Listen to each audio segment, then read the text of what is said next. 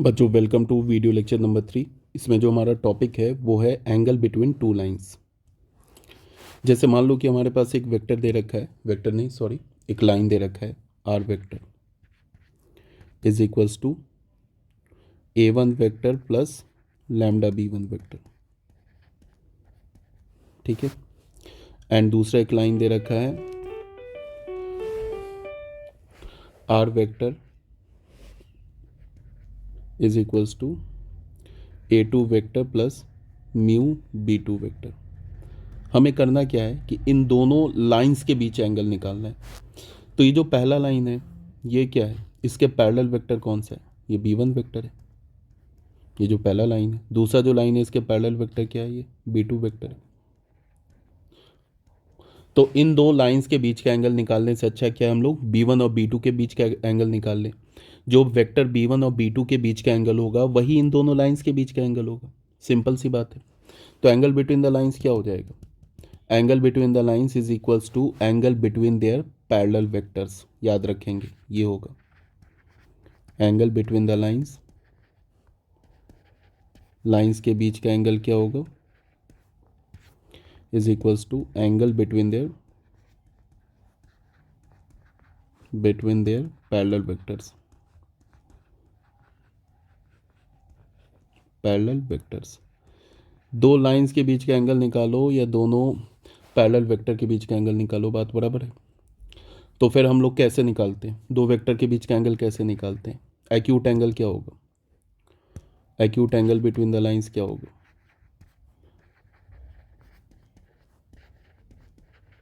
Between the lines क्या होगा। जब भी हम लाइन के बीच का एंगल बोले ना तो हमेशा एक्यूट एंगल लेते हैं, याद रखना, कॉस थीटा। दो वेक्टर के बीच का एंगल निकालना है, मतलब B1 वेक्टर और B2 वेक्टर के बीच का एंगल निकालना है। तो मॉड लगाया, क्या होगा, B1 vector dot B2 vector upon magnitude of B1 vector magnitude of B2 vector. ये हो गया। यहाँ से थीटा निकाल लो, थीटा क्या हो जाएगा, cos inverse B1 dot B2 upon magnitude of B1 vector और मैग्नीट्यूड ऑफ B2 वेक्टर। ये एंगल हो गया, एंगल बिटवीन द लाइंस। अब अगर मान लो सपोज डैट, यहाँ पे कुछ कंडीशन ले लेते हैं। पहला कंडीशन क्या है, if lines are perpendicular,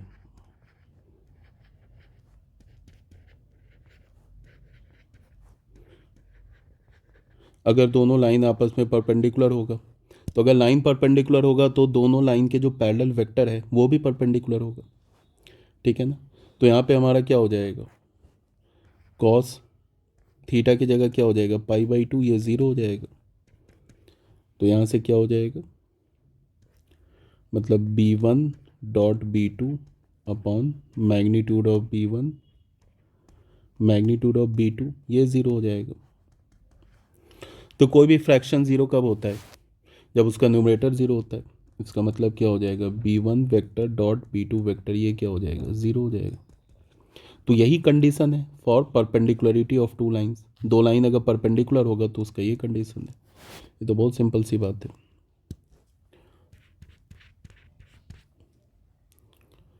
if lines are parallel to each other,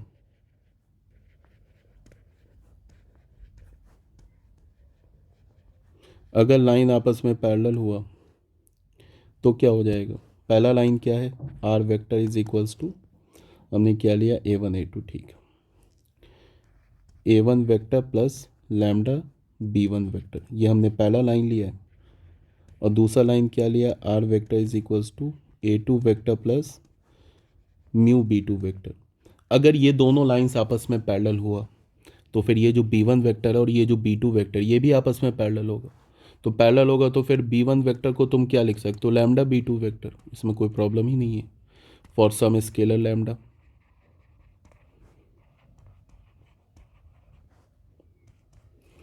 कहने का ये मतलब है कि जब भी दो लाइंस आपस में पैरेलल होगा तो हमेशा ये जो B1 वेक्टर है ना, ये हमेशा दोनों का इक्वल होगा। याद रखना इस बात को। अगर कोई भी दो लाइंस आपस में पैरेलल हुआ तो लाइन के डायरेक्शन में जो पैरेलल वेक्टर है वो हमेशा इक्वल होगा। ये तो अभी हमने क्या किया, जो भी हमने किया, ये लाइन का जो हमने ये निकाला, बीच में एंगल निकाला, वो किस फॉर्म में निकाला, वेक्टर फॉर्म में निकाला। ये क्या हमारा वेक्टर फॉर्म में एंगल निकाला, मतलब कि लाइन को हमने वेक्टर फॉर्म में लिया था, उसके बाद एंगल निकाला। कार्टेशियन फॉर्म में लेके एंगल निकाल सकते हो, कार्टेशियन फॉर्म में लेके भी एंगल निकाल सकते हो, कोई प्रॉब्लम नहीं है। मान लो कि हमारे पास ऐसे लाइन दे रखा है x minus x one upon a one, पहला लाइन है y minus y one upon b one, और ये क्या है z minus z one upon c one. ये पहले लाइन का इक्वेशन हो गया। ये दूसरे लाइन का इक्वेशन हो जाएगा x minus X two upon A two, Y minus Y two upon B two, और ये हो जाएगा z minus Z two upon C two. अब इन दोनों लाइंस के बीच का एंगल निकालना है। तो सबसे पहली बात, ये तो ऑलरेडी बताया जा चुका है कि ये x1 y1 z1 क्या है, लाइन पे जो फिक्स पॉइंट है उसका कोऑर्डिनेट है। और ये a1 b1 c1 क्या है, लाइन के डायरेक्शन में जो पैरेलल वेक्टर है ना उसका डायरेक्शन रेशियो है। सेम लाइन पे ये x2 y2 z2 क्या है, इस लाइन पे जो फिक्स पॉइंट है उसका कोऑर्डिनेट है। और ये a2 b2 c2 क्या है, लाइन के डायरेक्शन में जो पैरेलल वेक्टर है उसका डायरेक्शन रेशियो है। तो हमें क्या करना है, दो लाइंस के बीच का एंगल कैसे निकालते हैं, उनके बीच के जो पैरेलल वेक्टर होते हैं उनके बीच का एंगल निकाल लो। तो क्या हो जाएगा, सिंपल सी बात है।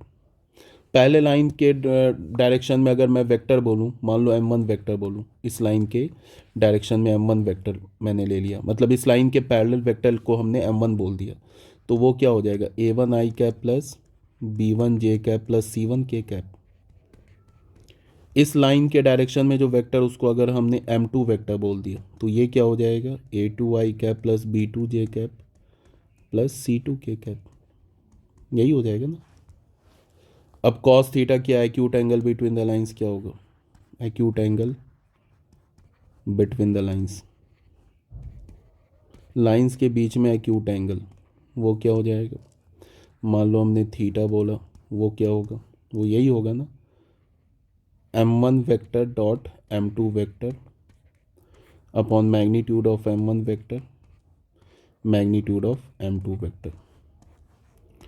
तो m1 वेक्टर क्या है हमने बोला है, a1 i cap b1 j cap plus c1 k cap, इसका डॉट प्रोडक्ट लेना है a2 i cap b2 j cap plus c2 k cap. Root under क्या हो जाएगा, m1 का मैग्नीट्यूड क्या होगा, a1 square b1 square c1 square, m2 का मैग्नीट्यूड क्या होगा, a2 square b2 square c2 square. यही होगा ना एंगल बिटवीन द वेक्टर। बस हो गया, यहाँ से cos थीटा क्या हो जाएगा, cos थीटा हो जाएगा ये a1 a2 plus b1 b2 plus c1 c2 upon root under a1 square a2 square a1 square b1 square c1 square, और यहाँ से क्या हो जाएगा ये a2 square b2 square c2 square. तो थीटा क्या हो जाएगा, थीटा हो जाएगा cos inverse mod of a1 a2 b1 b2 plus c1 c2 upon root under a1 square b1 square c1 square root under a2 square b2 square c2 square. ठीक है। अब यहाँ पे इफ लाइंस आर परपेंडिकुलर, अगर lines जो आपस में है वो परपेंडिकुलर हुआ तो फिर क्या होगा, यहाँ पे थीटा को π/2 डाल दो, तो ये cos थीटा क्या हो जाएगा हमारा, cos थीटा मतलब cos π/2 क्या होगा, ज़ीरो हो जाएगा। तो अगर लेफ्ट हैंड साइड ज़ीरो तो ये भी ज़ीरो होगा। तो ये ज़ीरो कब होगा, जब न्यूमरेटर ज़ीरो होगा, मतलब ये ज़ीरो होगा। समझ में आ रही है बात। तो अगर दोनों लाइंस आपस में परपेंडिकुलर हुआ तो उसका कंडीशन क्या हो जाएगा, a1 a2 plus b1 b2 plus c1 c2 zero होगा। कहने का मतलब है कि दोनों लाइंस के जो पैरेलल वेक्टर है उसके डायरेक्शन रेशियोज के प्रोडक्ट का सम 0 होगा। ठीक है, अगर मान लो कि लाइंस आपस में if lines are parallel to each other, अगर लाइन आपस में पैरेलल हुआ तो फिर क्या होगा? अगर लाइंस पैरेलल हुआ तो फिर क्या होगा? m1 is equals to lambda m2 हो जाएगा। यही होगा ना, लाइन अगर पैरेलल हुआ तो फिर m1 किसके इक्वल हो जाएगा? लैम्डा m2 के इक्वल हो जाएगा। m1 वेक्टर क्या है हमारे पास? a1 i cap plus b1 j cap plus c1 k cap.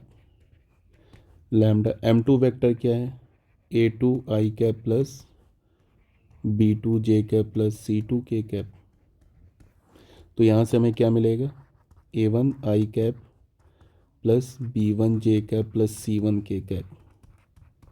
ये क्या हो जाएगा? Lambda a2 i cap plus lambda b2 j cap plus lambda c2 k cap. अब i cap j cap k cap को equate कर दो, a1 is equals to lambda a2 आ जाएगा। फिर यहाँ से क्या हो जाएगा? b1 is equals to lambda b2, और फिर यहाँ से क्या आ जाएगा? c1 is equals to lambda c2। तो यहाँ से क्या होगा? a1 upon a2 is equals to b1 upon b2 is equals to c1 upon c2 is equals to lambda. तो ये कंडीशन आ जाएगा। कहने का मतलब है कि अगर दोनों लाइंस आपस में पैरेलल हुए तो फिर क्या होगा? फिर दोनों लाइंस के डायरेक्शन में जो ये पैरेलल वेक्टर है उसका जो डायरेक्शन रेशियोज है ये आपस में क्या हो जाएगा? प्रोपोर्शनल हो जाएगा। समझ में आ रही होगी यहाँ तक बात? ठीक है, अब कुछ क्वेश्चंस कर लेते हैं सॉल्व। बच्चों ये क्वेश्चन नंबर 1 में क्या है? सबसे पहले हमें करना क्या है कि फर्स्ट पार्ट में क्या है, ये दो लाइंस दे रखा है वेक्टर फॉर्म में, इसके बीच के एंगल निकालना है। तो इन दोनों लाइंस के बीच के एंगल का मतलब कि ये जो पैरेलल वेक्टर है ना यहाँ पे, इसके बीच का एंगल निकालना है। तो एक लाइन में थीटा क्या हो जाएगा? फर्स्ट पार्ट कर रहे हैं, कॉस इनवर्स मैग्नीट्यूड। पहला क्या है? पैरेलल वेक्टर क्या है? I cap plus 2j cap plus 2k cap. इस वेक्टर और इस वेक्टर का डॉट प्रोडक्ट लेंगे। ये दूसरा जो पैरेलल वेक्टर है 3i cap 2j cap plus 6k cap upon इसका मैग्नीट्यूड लेंगे तो क्या हो जाएगा? Root under 1 square 2 square 2 square. इस वेक्टर का मैग्नीट्यूड लेंगे, क्या हो जाएगा? 3 स्क्वायर 2 स्क्वायर 6 स्क्वायर। सीधा एक्यूट एंगल आ जाएगा। तो यहाँ पे क्या हो जाएगा? ये कॉस इनवर्स। अब यहाँ पे क्या होगा? 1 into 3 plus 2 into 2 plus 2 into 6 upon root under 4 plus 4 8 plus 9, और दूसरा स्क्वायर रूट क्या है? 36 प्लस 9 प्लस 4। 3 प्लस 4 क्या हो जाएगा? 3 plus 4 7 plus 12 upon root under 9 तो 3 हो जाएगा, और ये क्या हो जाएगा? 49 तो ये 7 हो जाएगा। कहने का मतलब है यहाँ पे ये कॉस इनवर्स भी है, तो थीटा क्या हो जाएगा? Cos inverse 19/21। यही हमारा आंसर होगी। सेकंड केस में जो बच्चे लाइन जो दे रखा है ना, सेकंड केस में जो लाइन दे रखा है इसको थोड़ा ध्यान से देखो। सेकंड केस में जो लाइन दे रखा है इसको देखो ध्यान से।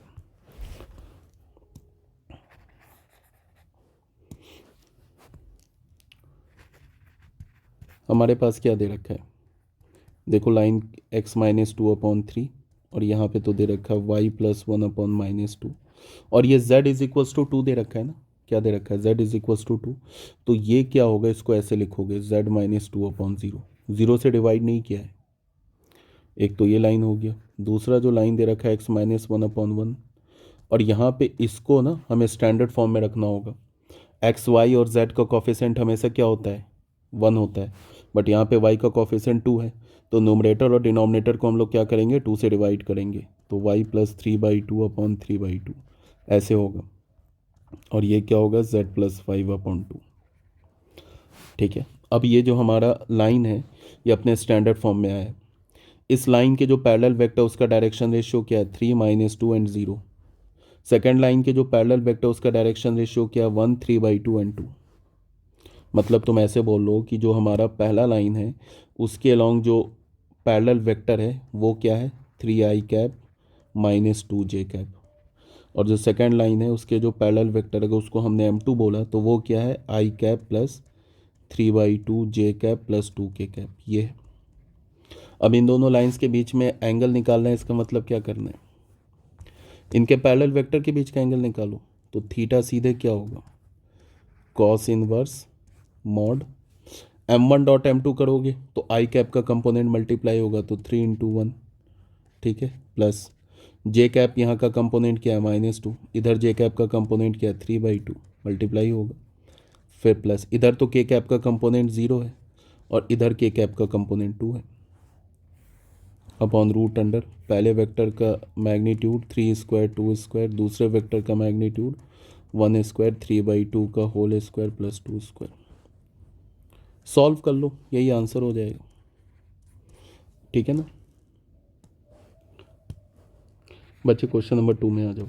इसमें क्या दे रखा है, लैम्डा का वैल्यू निकालो सच डैट ये जो लाइन है और ये जो लाइन है ये आपस में पैरेलल है, सॉरी परपेंडिकुलर है, ठीक है। और यहाँ पे ये क्वेश्चन इनकम्प्लीट है, इसको थोड़ा कंप्लीट कर लेते हैं। और क्या बोल रहा है, also find the equation of a line passing through the point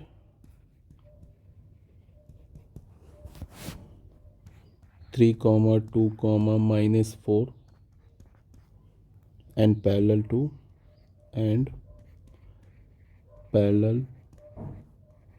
to the line L1। अब क्वेश्चन कंप्लीट हुआ। क्वेश्चन में क्या बोल रहा है, बोला है कि find the value of lambda का वैल्यू निकालो कि ये जो लाइन L1 है और ये जो लाइन L2 है ये दोनों राइट एंगल पे कट कर रहा है, तो बोल रहा है लैम्डा का वैल्यू निकालो, ठीक है। उसके बाद क्या बोल रहा है, also find the equation of line. फिर क्या बोल रहा है कि लाइन का इक्वेशन निकालो which passes through this point, जो इस पॉइंट से पास कर रहा है, and parallel to the line L1, इस लाइन के पैरेलल भी। बहुत ईजी क्वेश्चन है।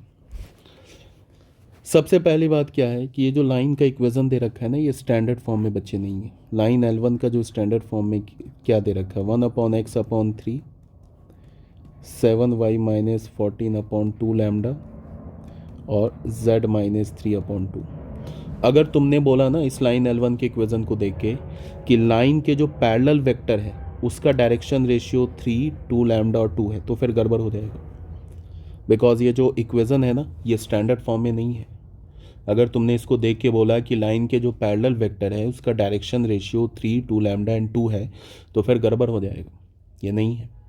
पहले से तुम्हें करना क्या होगा, स्टैंडर्ड फॉर्म में रखना होगा लाइन L1 को। स्टैंडर्ड फॉर्म में कैसे रखोगे, सबसे पहले क्या करो कि इस न्यूमरेटर से माइनस, स्टैंडर्ड फॉर्म में होता क्या है, x का कोफिशेंट, y का कोफिशेंट और z का कोफिशेंट हमेशा 1 होता है, याद रखना। यहाँ पे तो x का कोफिशेंट क्या है, -1 है, तो हम लोग क्या करते हैं कि इसके इस न्यूमरेटर से माइनस कॉमन लेके डिनोमिनेटर में भेज देते हैं, तो ये ऐसे हो जाएगा, देखना x -1/-3 ऐसे हो जाएगा ना। और यहाँ पे तो y का कोफिशेंट क्या है, 7 है, तो न्यूमरेटर और डिनोमिनेटर को मैं 7 से डिवाइड कर देता हूँ, तो y -2/2 लैम्डा/7 ऐसे हो जाएगा। और ये तो लिखा ही हुआ है। अब जाके हम क्या बोल सकते हैं कि जो लाइन के पैरेलल वेक्टर है उसका ये डायरेक्शन रेशियो है।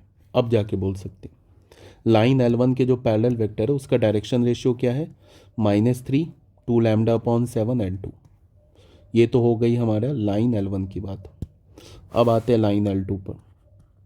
L2 लाइन क्या दे रखा है, 7 - 7x/3 lambda is equals to y - 5/1 और यहाँ क्या दे रखा है, 6 - z/5।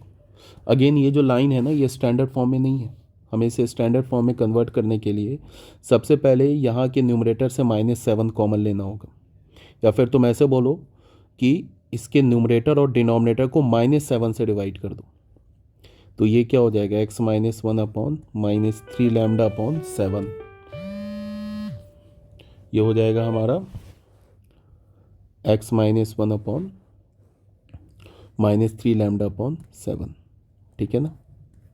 और यहाँ पे क्या हो जाएगा, y-5 अपॉन 1, और न्यूमरेटर से माइनस कॉमन लेके डिनोमिनेटर में भेज दो, z-6 upon -5।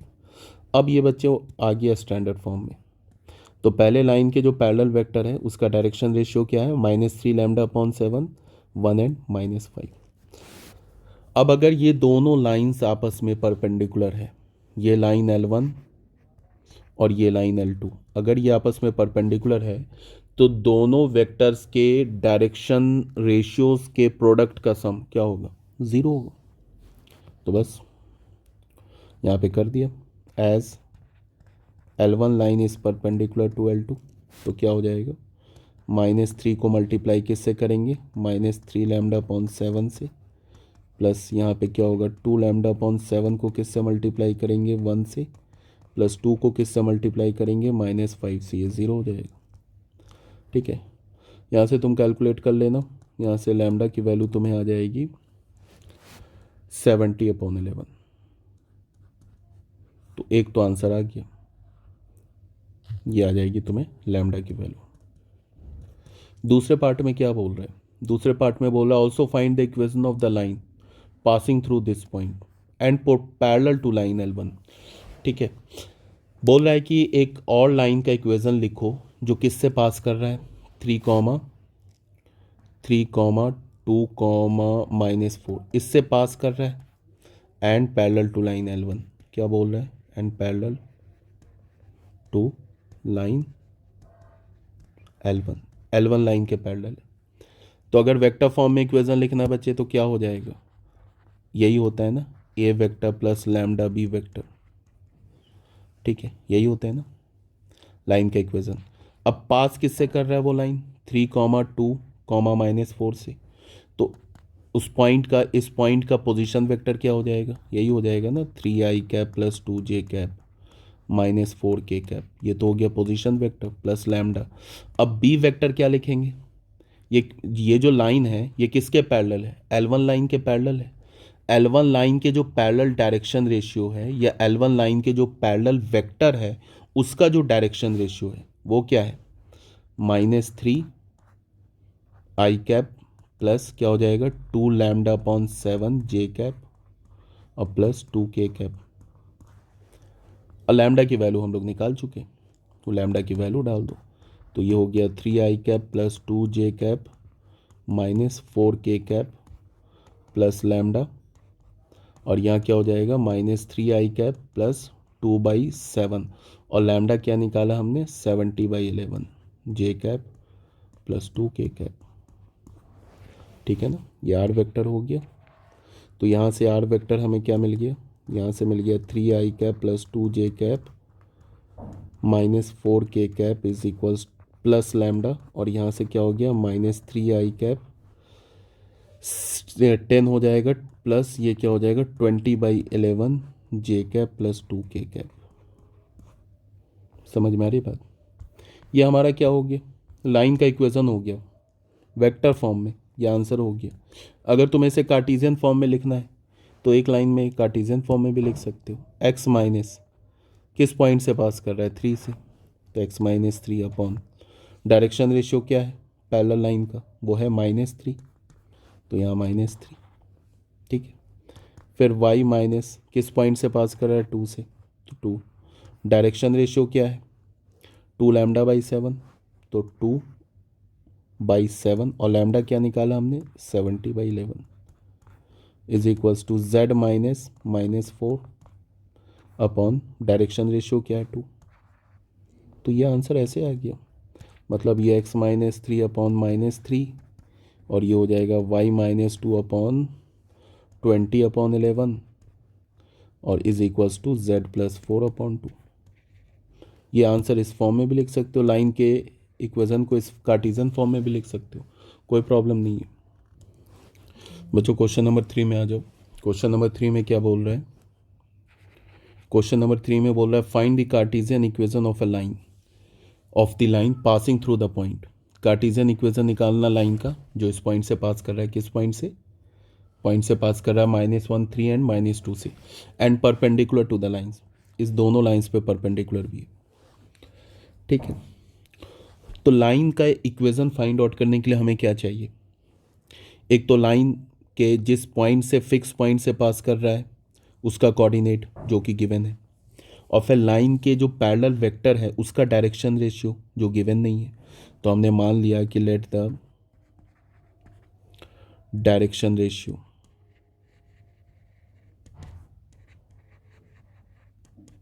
Of the required line. Line का डायरेक्शन रेशियो बोलो या लाइन के जो पैरेलल वेक्टर है उसका डायरेक्शन रेशियो बोलो, एक ही बात है। Line b a b c, a b and सी।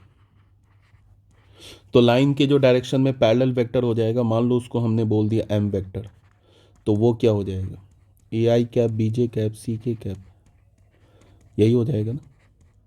अब जो हमारा रिक्वायर्ड लाइन है वो इस लाइन पे भी परपेंडिकुलर है और इस लाइन पे भी परपेंडिकुलर है, ठीक है। तो इसका मतलब क्या होगा? पहला कंडीशन क्या होगा? इस लाइन के डायरेक्शन में जो पैरेलल वेक्टर है, इस लाइन के डायरेक्शन में जो पैरेलल वेक्टर उसका डायरेक्शन रेशियो क्या है? 1 2 3। और इस लाइन के डायरेक्शन में जो पैरेलल वेक्टर है उसका डायरेक्शन रेशियो क्या है? -3 2 एंड 5। तो एक तो कंडीशन क्या होगा? एक तो कंडीशन हो जाएगा a into 1 plus b into 2 plus 3 into c, ये ज़ीरो होगा।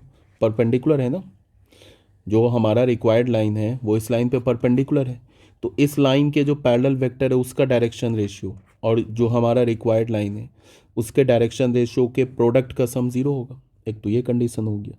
दूसरा कंडीशन क्या हो जाएगा? -3a plus 2b plus 5c, zero हो जाएगा यहाँ से। अब हमें करना क्या है? अब हमें करना ये है कि ए बी सी का वैल्यू निकालना है। तो यहाँ पे पहला इक्वेशन क्या है? a plus 2b plus 3c is equals to 0, और दूसरा क्या है? 3a minus 2b plus minus 5c is equals to 0। तो हम लोग करें क्या? इसका वैल्यू कैसे निकालें कि c को ना कांस्टेंट मान लेते, इसको कांस्टेंट मान लेते, ठीक है, इसको कांस्टेंट मान लेते और फिर क्रॉस मल्टीप्लिकेशन यूज़ कर लेते। ए और बी को वेरिएबल मान लेते, तो ए अपॉन क्या होगा? -10c। यहाँ पे ए अपॉन अगर हम लोग लेंगे तो क्या होगा? ऐसे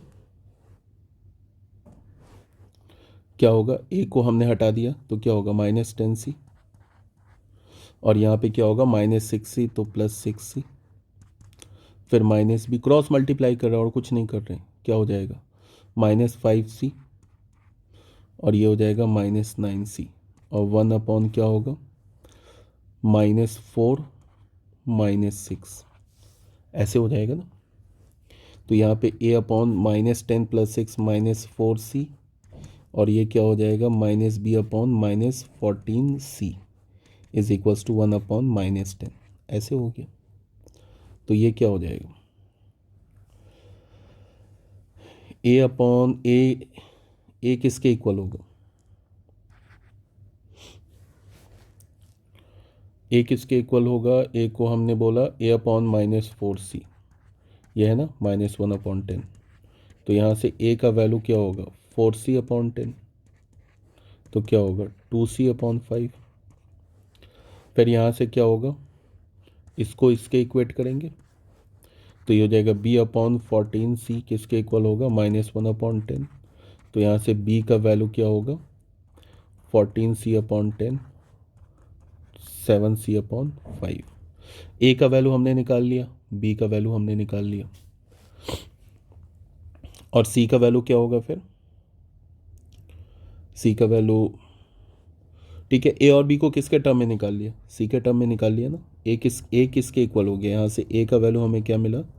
2c अपॉन 5, एंड यहाँ से b का वैल्यू क्या मिला हमें? 7c upon 5। ए और बी का वैल्यू हमने निकाल लिया किसके टर्म में, सी के टर्म में, ठीक है। तो कोई बात नहीं है। लाइन की इक्वेशन क्या होती है, x minus x one, point क्या गिवन है, -1 3 एंड -2, पॉइंट ये है ना, -1 3 and -2, x minus x one upon a को क्या लिखेंगे, 2c अपॉन 5, ठीक है। फिर क्या है, y माइनस वाई वन क्या है 3, और इसको क्या लिखेंगे, b को क्या लिखेंगे, b को हम लिखेंगे 7c अपॉन 5, और यहाँ पे हमारे पास क्या है, z minus z1 upon c को क्या लिखेंगे, c लिखेंगे, कोई दिक्कत नहीं है, ठीक है ना। अब यहाँ पे क्या करो, ये है ना हमारा प्रोपोर्शनलिटी है ना, c से मल्टीप्लाई कर दो तीनों को, तो क्या आ जाएगा, x+1/2/5, यहाँ से क्या हो जाएगा, y-3/7/5, और ये क्या हो जाएगा, z+2/1। ये लाइन की इक्वेशन आ गई, समझ में आ रही बात। जब बच्चों कहीं मैंने कोई कैलकुलेशन मिस्टेक तो नहीं की है, एक बार देख लेते हैं। ए लिया है हमने -10c, बच्चों यहाँ पे ना एक जगह कैलकुलेशन मिस्टेक हो गई है, जब 1 लिखा था ना मैंने, तो यहाँ होगा -4 -6, ठीक है, -4 सॉरी -2, यहाँ से देखो ये -2 -6, ये -8 होगा, यहाँ पे ना कैलकुलेशन मिस्टेक हो गई, ये 8 होगा, तो ए का वैल्यू क्या होगा, यहाँ 8 होगा ये, तो यहाँ भी 8 होगा, तो 2/c/2 होगा ये, चलो मैं सही कर देता हूँ, ये ना c/2 होगा, यहाँ पे होगा ये c/2, और तो a का वैल्यू हो जाएगा c/2, यहाँ पे ये c/2 होगा, c/2, और b का वैल्यू यहाँ भी होगा 5, ये 8 होगा ना यहाँ पे, तो b क्या हो जाएगा, चलो सही कर देता हूँ, यहाँ पे मिस्टेक हो गई कैलकुलेशन, -1/8, ठीक है। तो b क्या होगा, -14c, यहाँ भी गड़बड़ हो रहा है, यहाँ भी माइनस भी होगा, -14c/8, यहाँ 8 होगा, तो फिर यहाँ पे क्या होगा, 2 7 ज़ा, एक तो माइनस आएगा, एंड 2 4 ज़ा, यहाँ पे 4 होगा ये, फिर तो -7c अपॉन, यहाँ पे क्या होगा, -7c/4, -7c/4, ठीक है। तो a का वैल्यू हमने क्या डाला, यहाँ पे हो जाएगा, a क्या है हमारे पास, a क्या मिला हमें, c/2, b क्या मिला, -7c/4, तो यहाँ पे भी करेक्ट करना होगा ना, a का वैल्यू क्या मिला हमें, c/2, और b का वैल्यू क्या मिला हमें, -7c/4, और c क्या है, c, फिर जब हमने इसको डिवाइड किया ना c से, तो ये क्या हो जाएगा, ये 1/2 हो जाएगा,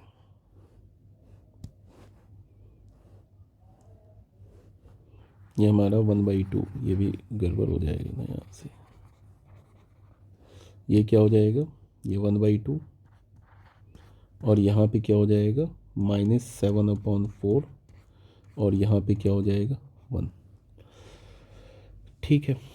अब ये तो आंसर हो गया हमारा, ये आंसर हो गया लाइन के इक्वेशन। अब जब तुम बुक में देखोगे तो बुक में आंसर ऐसे लिखा हुआ है, बुक में आंसर, ध्यान से सुनना, बुक में आंसर ऐसे लिखा हुआ है, y/3 -7, और यहाँ पे लिखा हुआ है z+2/4, ये आंसर लिखा हुआ है। बहुत बच्चे बोलेंगे तो फिर ये तो आंसर गलत हो गया, ये आंसर सही है, ये तो बुक में लिखा हुआ है, बट ऐसा नहीं है, दोनों आंसर सही है। यहाँ पे बताओ, यहाँ पे जो इस लाइन के जो पैरेलल वेक्टर है उसका डायरेक्शन रेशियो क्या दे रखा है, ये दे रखा है ना, 1/2 -7/4 और 1, यही दे रखा है ना। और यहाँ पे जो इस लाइन के पैरेलल वेक्टर उसका डायरेक्शन रेशियो क्या है, 2 -7 और 4, तो हमें पता है ना कि अगर तुम किसी भी वेक्टर के डायरेक्शन रेशियो को एक कांस्टेंट से मल्टीप्लाई करते हो तो वो भी डायरेक्शन रेशियो रहता है। अगर मैंने कोई एक वेक्टर ए लिखा, ऐसे लिखा 1/2 i कैप और -7/4 j कैप और प्लस के कैप, ये वेक्टर लिखा। एक वेक्टर बी लिखा, बी वेक्टर क्या लिखा, 2i कैप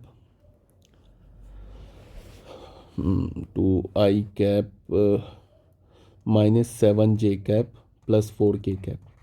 तो ये वेक्टर और इस वेक्टर में क्या है, इसको ये किसके इक्वल है, ये 4a वेक्टर के इक्वल है ना। देख लो ना, इसको 4 से मल्टीप्लाई करो, बी वेक्टर आ जाएगा। तो ये वेक्टर तो पैरेलल है ना आपस में, ए वेक्टर और बी वेक्टर तो पैरेलल है। A vector is parallel to b vector.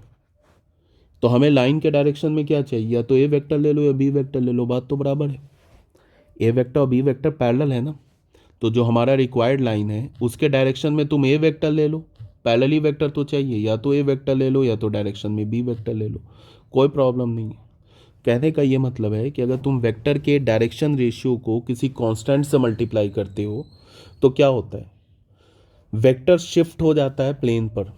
But vector अगर हमने कांस्टेंट से मल्टीप्लाई किया, किससे मल्टीप्लाई किया, पॉजिटिव कांस्टेंट से मल्टीप्लाई किया, तो वेक्टर क्या होगा, प्लेन पर मतलब अपने पोजीशन को चेंज कर देगा, बट वेक्टर का डायरेक्शन चेंज नहीं होगा अगर पॉजिटिव से मल्टीप्लाई करोगे तो। अगर ये -4 से मल्टीप्लाई करते तो डायरेक्शन रिवर्स हो जाता, तो भी कोई प्रॉब्लम नहीं था।